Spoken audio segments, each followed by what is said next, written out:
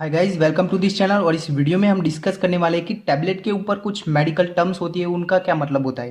तो यहाँ पर मैं एमोक्सिलिन एंड पोटेशियम क्लेवोनेट टैबलेट के बारे में बताऊंगा। तो पहले देख लेते हैं कि इसका किन किन डिजीज़ में यूज़ होता है।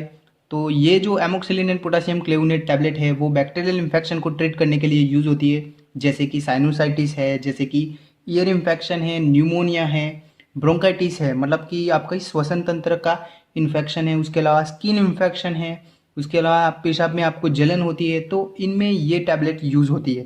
ओके, तो यहाँ पर आप देख सकते हैं एमोक्सिलिन एंड पोटेशियम क्लेवोनेट टैबलेट के पीछे लिखा है आईपी। तो ये इसका क्या मतलब होता है? आईपी का मतलब होता है इंडियन फार्मेकोपिया। फार्मेकोपिया मतलब कि किसी भी कंट्री की जो ऑथेंटिक बुक होती है मेडिकल की, तो उसको बोलते हैं फार्मेकोपिया। मतलब ये जो मेडिसिन है वो इंडियन फार्मेकोपिया के रेफरेंस से बनी है। यहाँ पर उसके अलावा बीपी भी हो सकता है। बीपी का मतलब होता है ब्रिटिश फार्मेकोपिया। अगर वो मेडिसिन यूनाइटेड किंगडम के फार्मेकोपिया के रेफरेंस से बनी है तो यहाँ पे बीपी लिखा होगा। अगर यहाँ पे यूएसपी लिखा है मतलब कि ये जो मेडिसिन है वो यूनाइटेड स्टेट फार्मेकोपिया के रेफरेंस से बनी है। ओके, उसके अलावा यहाँ पर आप देख सकते हैं, यहाँ पर लिखा है आरएक्स।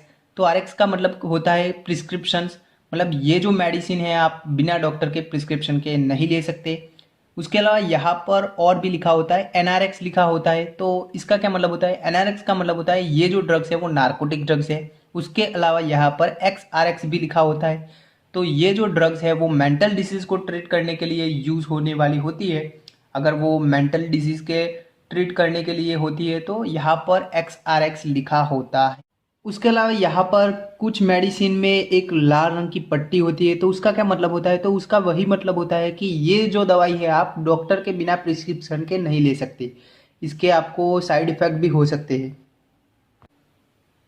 अब देखते हैं कि दवाई का नाम कैसे पड़ता है। तो यहाँ पर ये जो नेम है एमोक्सिलिन एंड पोटेशियम क्लेवोनेट टैबलेट, तो ये नेम है, इसको बोलते हैं जेनेरिक नेम। ओके, ये वाला नेम है, इसको बोलते हैं जेनेरिक नेम।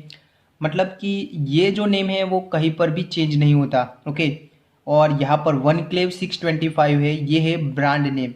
ब्रांड नेम और ट्रेड नेम भी इसको बोलते हैं। तो ये यहाँ पर चेंज होता है। मतलब यहाँ पे ऑगमेंटिन 625 हो सकता है, उसके अलावा एमोक्सीक्लेव 625 हो सकता है, उसके अलावा क्लेबम 625 हो सकता है।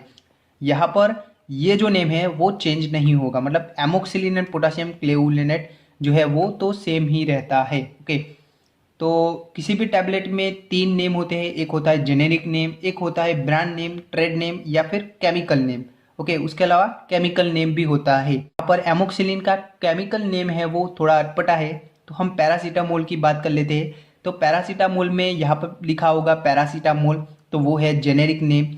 और उसका ब्रांड नेम होगा यहाँ पर क्रोसिन, मेटासिन, टाइलेनॉल या फिर कैलपॉल हो सकता है। और पैरासीटामोल का केमिकल नेम होता है पैरा एसिटाइल एमिनोफिनॉल।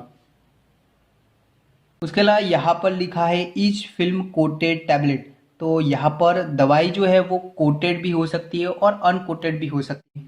तो यहाँ पर शुगर कोटेड हो सकता है, उसके अलावा एंट्रिक कोटेड टैबलेट हो सकता है। एंट्रिक कोटेड टैबलेट मतलब पॉलीमराइज जो कंटेंट होते हैं, पॉलीमराइज कंपोजिशन से वो आवृत होता है। ओके, और वो गैस्ट्रिक पीएच से डिस्टर्ब ना हो, मतलब गैस्ट्रिक पीएच से वहाँ पर स्टमक में ही एब्जॉर्ब ना हो, इसलिए वो पॉलीमर से आवृत होती है, ऐसे पॉलीमर से आवृत होती है और वो सीधा जाके इंटेस्टाइन, हमारी आंत में ही इफेक्ट देता है। इंटेस्टाइन में इफेक्ट देता है, तो वो जो है उसको बोलते हैं एंट्रिक कोटेड टैबलेट।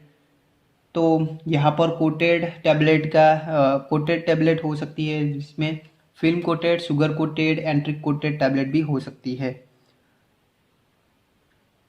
तो आई होप आपको ये वीडियो पसंद आया होगा। Thank you.